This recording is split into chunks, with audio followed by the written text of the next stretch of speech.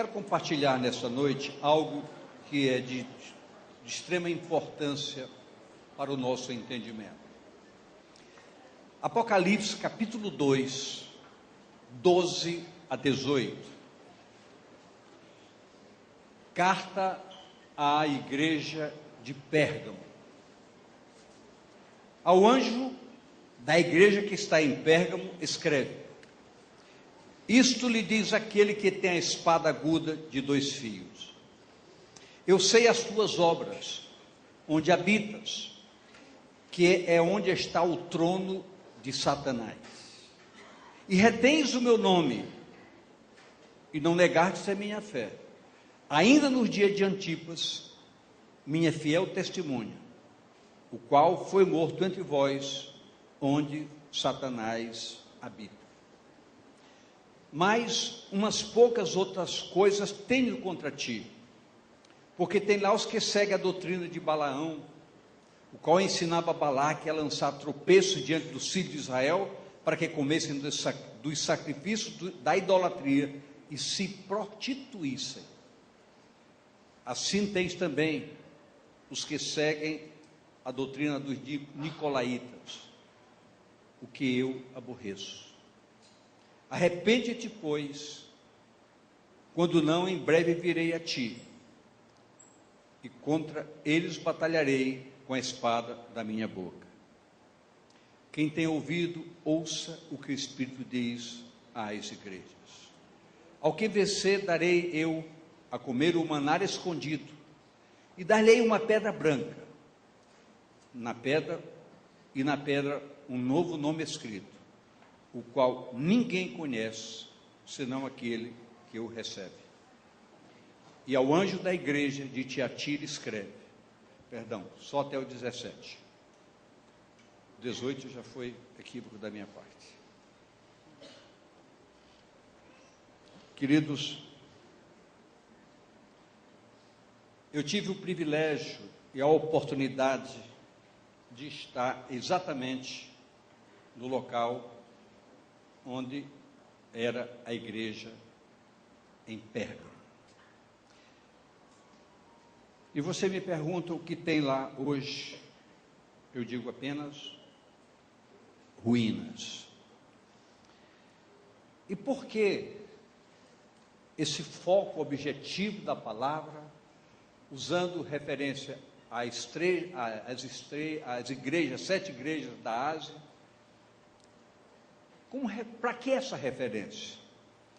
Tudo ali diz respeito à igreja de todos os tempos e todas as épocas.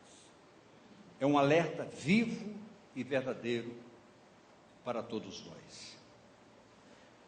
O texto, na realidade, é uma chamada histórica, uma chamada comportamental. Nós somos as nossas atitudes, não a nossa fala. Nós somos as nossas atitudes, não os nossos discursos, não os nossos sermões. A palavra se refere ao anjo, ou seja, ao líder da igreja. Que líder é esse?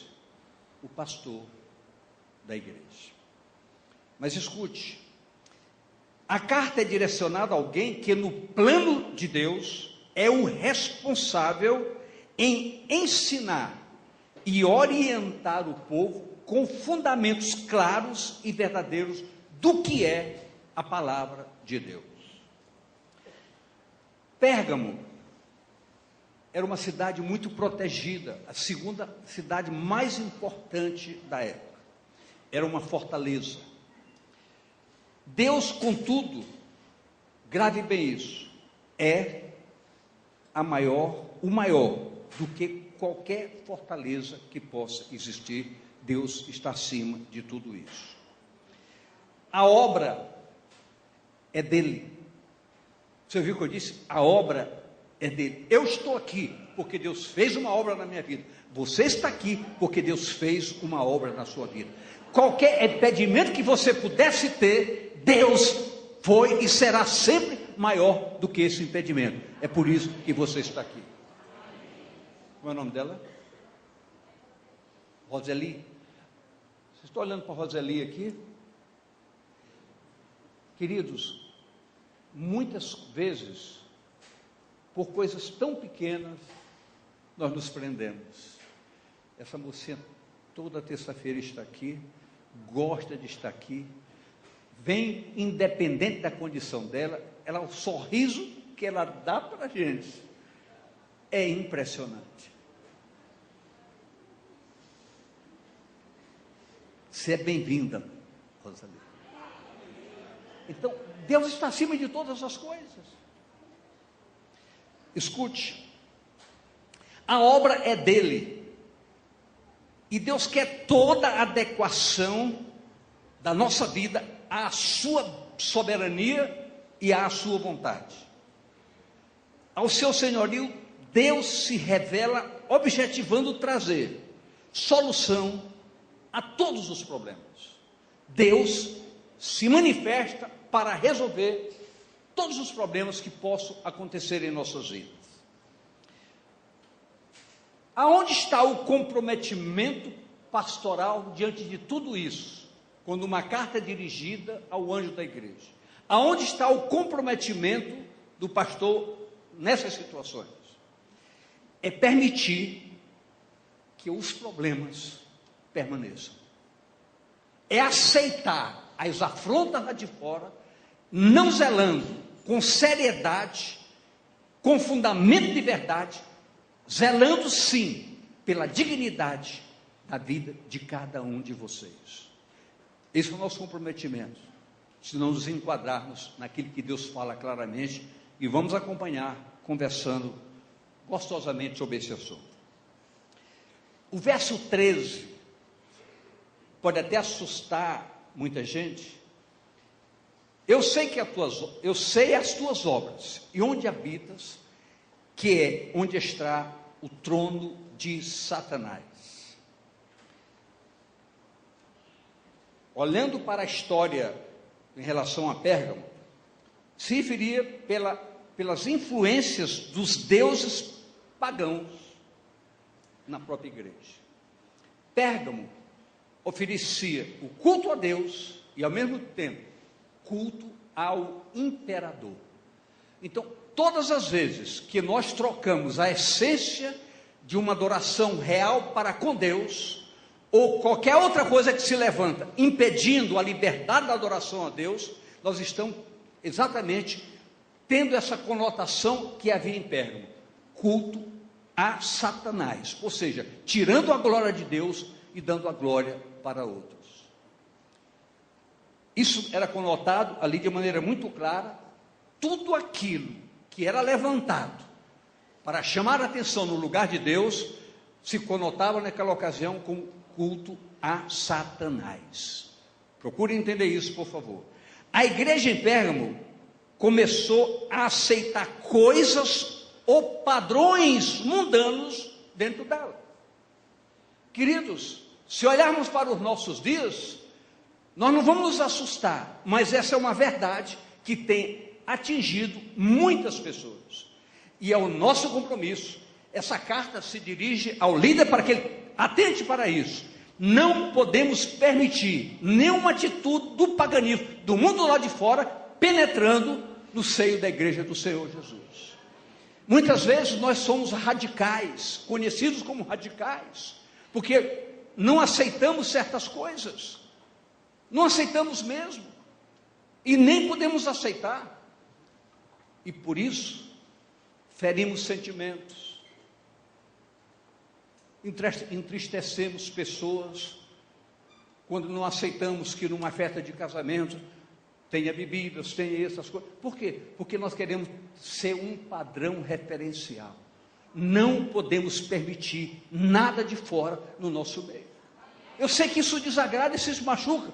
Nós não queremos machucar ninguém. Você é livre para fazer o que você quiser, mas a nossa obrigação é dizer: nós temos que zelar pela integridade de uma igreja chamada Igreja do Senhor Jesus.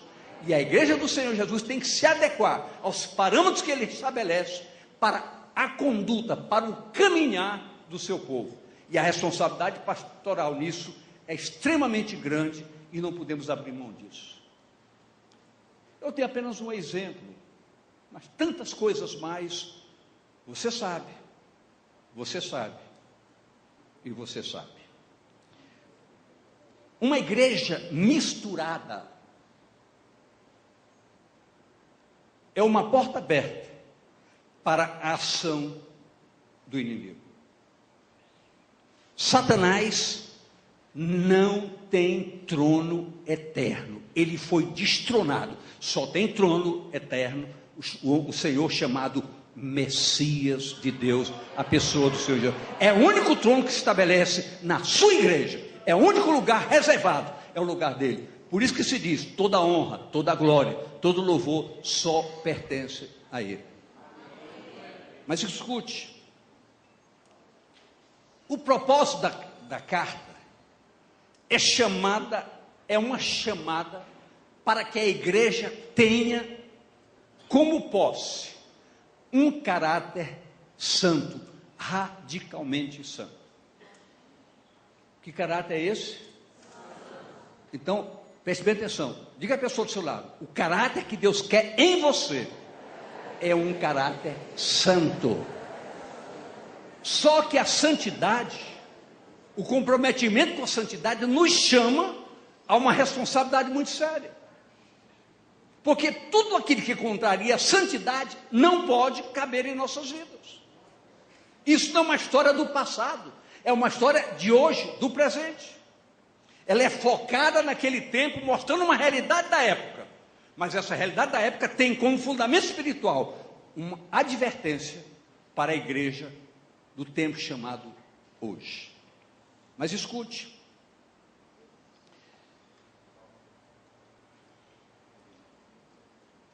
nós precisamos, como pastores que encaram a seriedade da palavra, nós precisamos, pastores, confrontar o pecado. Vocês ouviram o que eu falei? Nós temos a obrigação de confrontar o pecado, seja ele qual for. As pessoas não podem estar no corpo, chamado igreja, de qualquer maneira. Você ouviu o que eu falei? Nós não podemos compor uma estrutura santa de qualquer maneira. Não podemos. E nós, pastores, não podemos negociar esse fato. Esse fato é inegociável. Nada pode mexer conosco, com a nossa integridade, nada pode ser ofertado para nós em troca de liberarmos a dignidade que o púlpito demanda que seja distribuída e verdade exposta para todos vocês. E eu quero dizer a vocês, me perdoe a coragem de dizer isso, mas eu preciso dizer. Vocês podem se considerar felizes, porque nós não negociamos a verdade da palavra para ninguém, e a nenhum preço. Grave bem isso. O caráter santo demandado pelo Senhor, o Senhor da igreja, tem a ver com justiça e com verdade. Não pode ser contrário a isso. Confrontar o pecado, nós sabemos, temos experiências vivas que desagradam muita gente. Nós sabemos disso. Muitos não aceitam e acham e consideram como afronta da nossa parte. Isso é verdade. Em Pérgamo, como disse há pouco, havia culto ao imperador, ou seja, uma associação da igreja com o governo, dividindo honras. A nós não é dado o direito, nem vou usar esse direito que não me é dado, que não me é dado. Não quero aqui falar sobre o governo, nem municipal, nem estadual, nem federal. Todo mundo está vendo todas as coisas. A nossa função é interceder para mudar muita coisa. Mas é muito importante que nós entendamos categoricamente que no púlpito de uma igreja do Senhor Jesus, só um Senhor pode ser honrado. O Senhor nosso Deus. Somente Ele e absolutamente Ele e mais ninguém. Não podemos dividir honra de um Deus todo-poderoso com quem quer que seja. É por isso do zelo de entender que todo culto na Igreja Batista Missionária da Amazônia tem um propósito: cultuarmos e adorarmos ao Deus único e verdadeiro. É o que a palavra nos ensina e é isso que vamos pugnar com toda a nossa força para que seja a realidade viva desse púlpito. Não podemos fazer mistura do santo com o profano. A igreja não pode estar presa a nenhum tipo de negociação, seja qual for. Não podemos estar vinculados a qualquer tipo de negociação, buscando qualquer tipo de vantagem. Não podemos tirar a honra de quem merece essa honra para dar a quem quer que seja. Temos um Deus absoluto.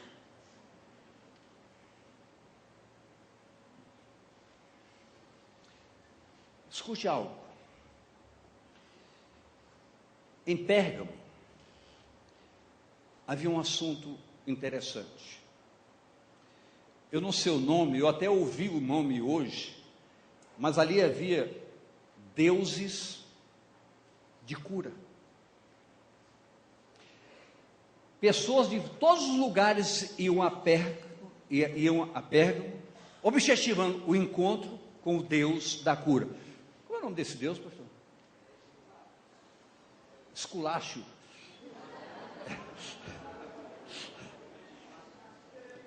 Tem o nome, eu não gravei o nome porque não deu. Mas é conhecido como Deus de cura. E por que essa observação é tão severa? Porque, queridos, entenda bem, quem é o Deus que realmente cura? Eu quero ouvir dessa igreja hoje aqui de verdade. Quem é o Deus que realmente cura? Essa igreja não conhece essa verdade. Quem é o Deus que verdadeiramente cura? Por favor. Muitas vezes a gente ouve, olha, tem uma pessoa ali, alguém está ministrando ali cura. A grande maioria, por detrás do pano, vai atrás. Queridos, aonde está o seu Deus? Aonde está o seu Deus? Eu quero saber, aonde está o seu Deus? Se eu confio no meu Deus, eu não preciso de lugar nenhum atrás dele. Porque a palavra é muito clara. Deus está presente na vida de todo aquele que crê. Sabe o que a palavra diz? Onde o meu adorador está, eu ali estou.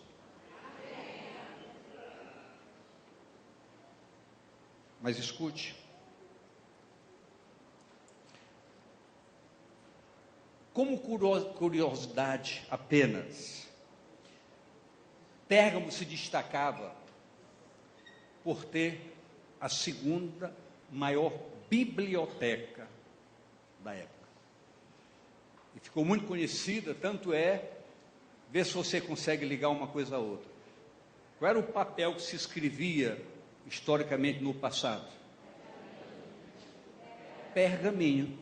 veio exatamente de Pérgamo.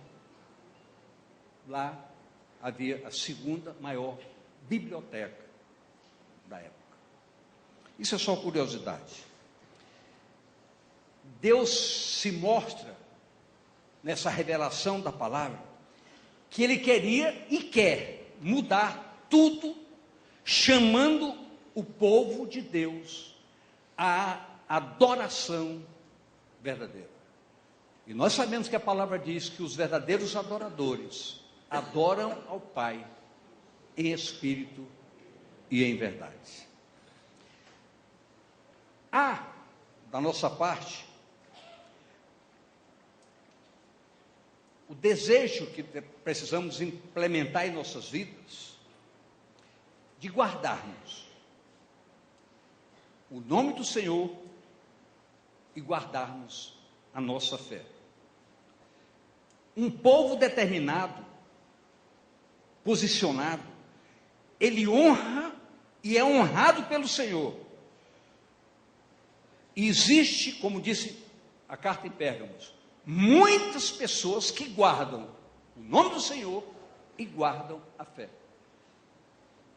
Eu pensando nisso, eu não me recordo se foi hoje à tarde, ou fazendo a revisão do texto para falar nesta noite, eu disse assim, nós podemos olhar para a Igreja Batista Missionária da Amazônia, eu tenho certeza que não é só a minha pessoa, mas os outros pastores podem dizer isso, nós temos aqui, verdadeiramente, muitas pessoas que guardam a dignidade de um compromisso com Deus e guardam uma fé verdadeira.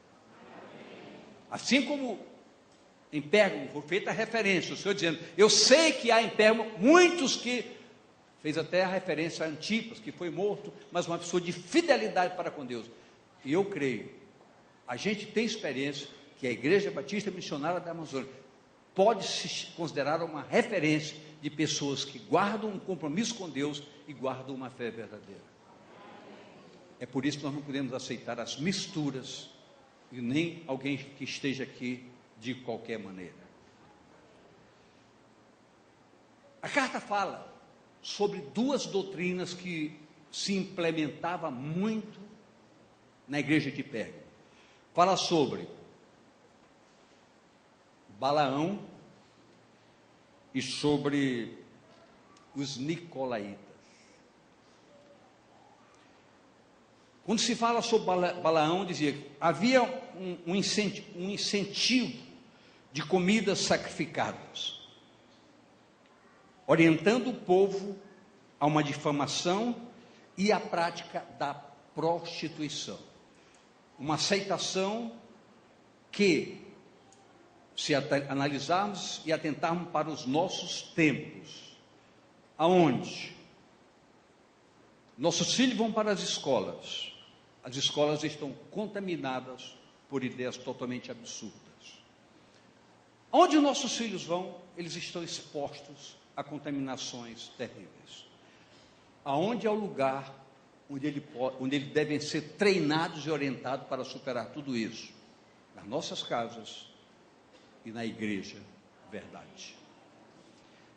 Isso, para nós, é um dos mais sérios desafios. Daí o trabalho que se faz com crianças, com adolescentes, com jovens, com famílias. Se conversarmos hoje, a estratégia que se usa aqui do MDA, que na realidade é uma estratégia apenas, objetivando o quê? Que as pessoas frequentem as células para ajudar a conquistar outras vidas, sejam discipuladas para abrir o coração, sejam treinadas, ensinadas, mas também nós implementamos com muita seriedade, trabalho com a família, trabalho com as crianças, trabalho com os adolescentes, trabalho com os jovens e trabalhos, já citei na frente, com a família. Temos aqui o pastor Bruno e sua esposa, Renata, responsável pelos adolescentes. Temos aqui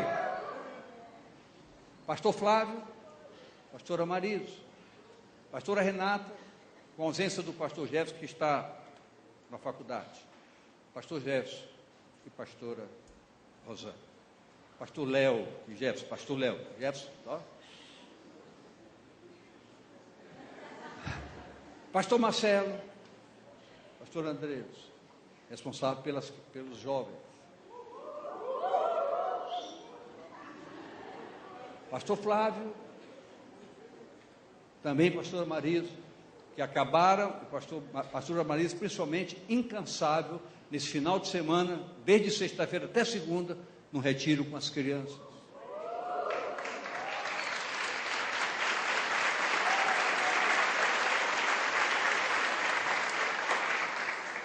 Temos ali o pastor Davi, com a pastora Brenda, responsável por ajudar na área da sexualidade. Isso é muito sério. Pastor Eduardo, sua esposa, responsável pelos trabalhos das nossas frentes ou missionários. Pastor Hilde Francis,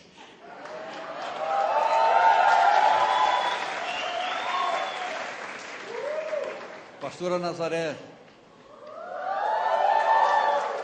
responsável pelos encontros, reencontros, mas de modo especial pelo louvor da igreja. Cadê o pastor Jair, pastora Anne? Incansável no preparo, na ajuda ao louvor da igreja. Representando as nossas frentes, pastor Sidney, da nossa frente.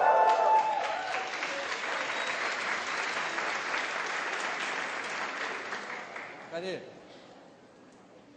O pastor Delimo está para a faculdade, agora vai se formar, mas aqui representado pela pastora Lucila, responsável pela intercessão da igreja.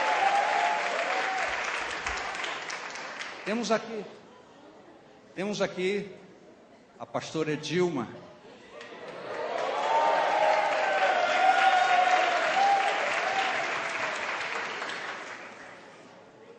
Ela não gosta muito de aparecer, mas é a minha retaguarda, é a minha ajuda, que suporta as minhas mazelas. Eu falei? Então, por que uma equipe tão ampla? Exatamente porque nós sabemos a responsabilidade que o Senhor lança sobre nossas costas para ter um rebanho capaz de ser santo, de fé e agradável ao coração de Deus. E essas doutrinas, tanto Balaão como Nicolaítas, os estudiosos consideram a doutrina dos Nicolaítas semelhante à de Balaão. Crê-se que as ações más dessas seitas eram praticamente idênticas, referente a atitudes totalmente de prostituição, de engano e de mentira. Havia o convívio do secular mundano com o santo de aparência. Eu não posso ler todos esses textos, mas se você quer ver com referência aonde se coloca essa palavra no que diz respeito a essas duas seitas, você vai ler 2 Pedro 2, de 10 a 22. Me dá só os dois primeiros versículos desse texto, de 2 Pedro 2, 10 e 11, só para a gente ter uma ideia. Mas principalmente aqueles que segundo a carne andam em concupiscências, de imundície, desprezam as dominações, são atrevidos, obstinados, não receiam blasfemar das autoridades, enquanto os anjos, sendo em maior esforço e poder, não pronunciam contra eles juízo, blasfema diante do Senhor. Um povo, daí você vai até o verso 22 e você vai entender o tipo de repreensão que o Senhor qualifica para que não haja numa igreja santa e verdadeira. O segundo texto é de Judas, dos versos 4 a 18. Vamos ler só os três primeiros, 4, 5 e 6. Porque se introduziram alguns que já antes estavam escritos para este mesmo juízo. Homens ímpios que convertem em soluções a graça de Deus, negam a Deus único, dominador e Senhor nosso Jesus Cristo. Mas quero lembrar-vos, como a quem já uma vez soube isso, que havendo o Senhor salvo um povo, tirando a terra do Egito, destruiu depois os que não creram. verso 6: e aos anjos que não guardaram o seu principado, mas deixaram a sua própria habitação, reservou na escuridão e em prisões eternas até o juízo daquele grande dia. Tudo isso para mostrar a manifestação objetiva de uma palavra clara, com o destino dos desobedientes, dos depravados, dos que se prostituem, dos que enganam, dos que mentem. Então, Deus não permite uma mistura na igreja de santidade e de injustiça, santidade e de pecado. Deus quer uma igreja limpa, pura, santa e agradável ao seu coração. Esse é o propósito de Deus para com as nossas vidas. Então, a expressão que vem na igreja de Pérgamo é mostrando: Deus não aceita nada disso.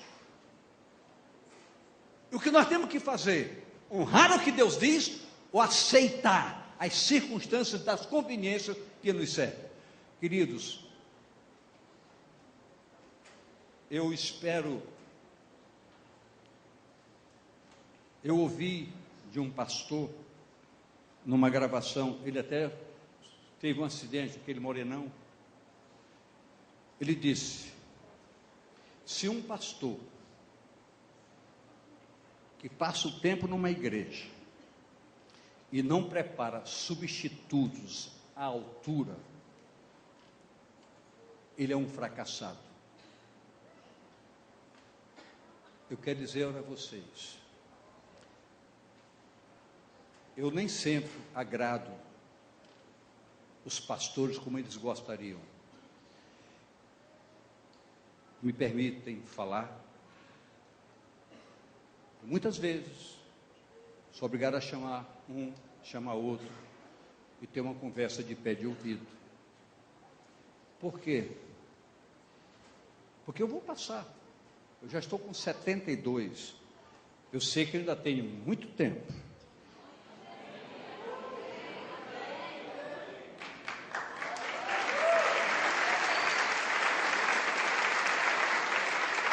Mas eu quero deixar com vocês, pastores, que entendem o que entendam de dignidade, como eu procuro entender. Eu passo para eles isso. Esse é o meu legado maior para vocês. Amém, querido? Amém. Mas escute.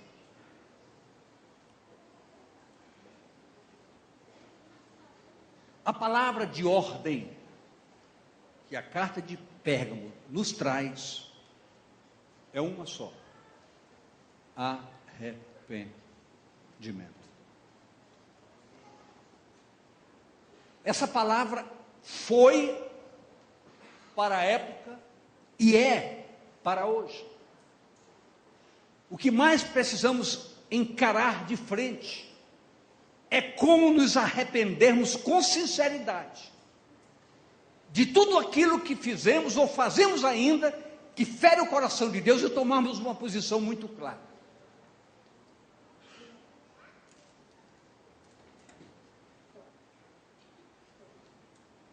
Dentro de pouco tempo eu estarei conversando com vocês sobre uma palavra que está no livro de Daniel. E há um verso no capítulo 11, eu citarei no momento certo, que diz exatamente isso nas últimas palavras: o fim virá no tempo determinado. Só que analisando os fundamentos revelados da palavra, nós podemos detectar com muita clareza que a evidência do fim bate em nossas portas, de maneira muito clara, muito evidente, muito real.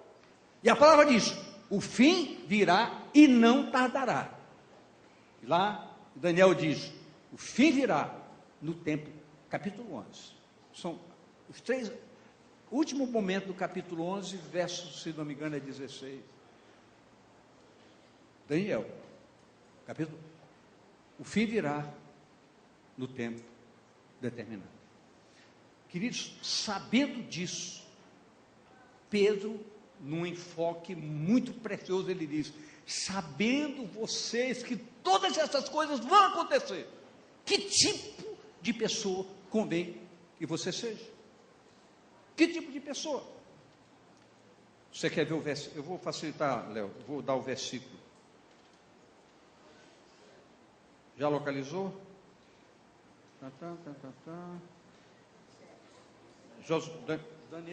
Daniel é Velho ou Novo Testamento? Daniel, já achei.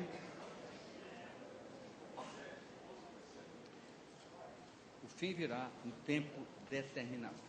Capítulo 11, 27. Último. Porque o fim virá no tempo determinado. Então, queridos, sabendo disso, Pedro diz: gente, vocês sabendo disso, que tipo de gente vocês precisam ser? Que tipo de pessoa você precisa ser? Em santo trato e procedimento.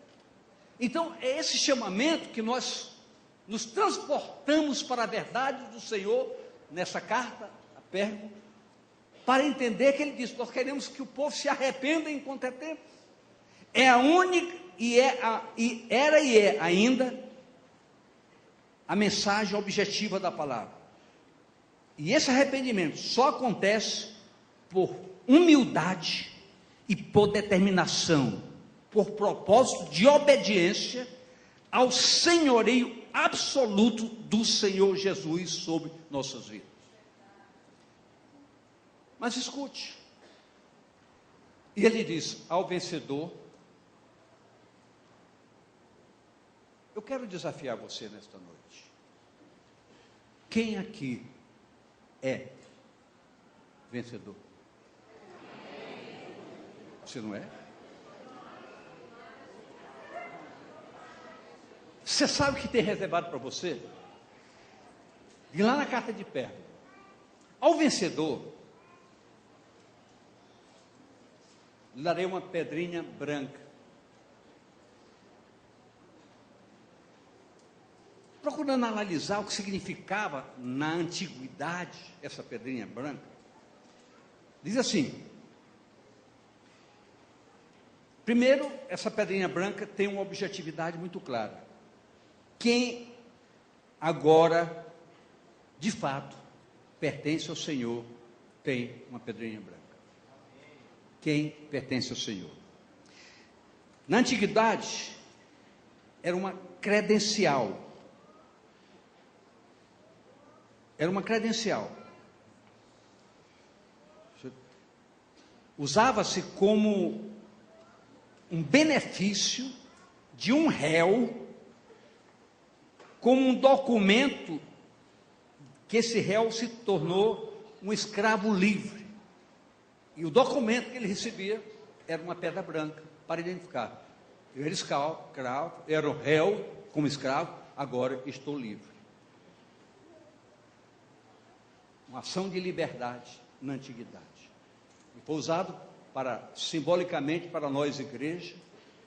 Vocês agora foram libertados, deixaram de ser réu do pecado e passaram a ser propriedade de um Senhor chamado Jesus. E fala sobre um novo nome. Eu procurei sacar o novo nome do que fala Isaías no capítulo 62, verso 2, que diz: e as nações verão a tua justiça, e todos os reis a tua glória, e chamar-te-ão por um novo nome, que a boca do Senhor nomeará. Escute, quantas vezes você foi agredido com ofensas? Você é um Zé Ninguém, você não vale nada, lhe colocaram até um apelido. Eu quero dizer para você que está aqui hoje, esqueça tudo isso, você tem um novo nome. Você não entendeu o que eu disse? Você tem um novo nome. Ninguém sabe lá fora, mas você sabe. Você sabe que você tem um novo nome.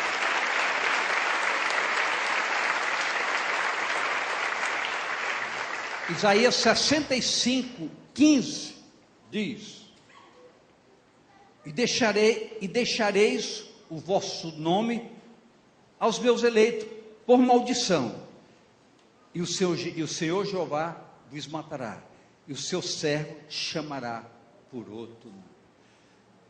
Eu quero dizer para você o seguinte: não importa o que você foi, sua vida pode ter sido a mais nojenta possível. A palavra diz: essa qualificação morreu, ficou para trás. Hoje, você é simplesmente um servo do Deus Altíssimo. Um novo nome, um nome novo. Isso é o que você é. Então, queridos, essa carta, ela não é um assunto passado, morto. Recentemente, o pastor Flávio ministrou sobre a igreja Sardes. Lembra da pergunta que ele fez? Você está vivo? Ou você está morto? Tem uma coisa a dizer a você. Eu vou cantar primeiro. Tem outro cantor no palco aqui agora. Domingo ele se fantasiou de cantor também. Mas, queridos, a gente procura distrair, mas quando nós sentamos com um propósito diante de Deus, essa palavra gera duas coisas. A primeira, um pesquisar a nossa consciência. E segundo, nos joga no chão e nos quebranta. Porque só tem um novo nome quem perde o nome velho. Eu quero dizer para você, esqueçamos as coisas que passaram e vamos construir uma igreja nos moldes que a palavra demanda que seja. Aqui não há lugar para Balaão nem para nicolaítas.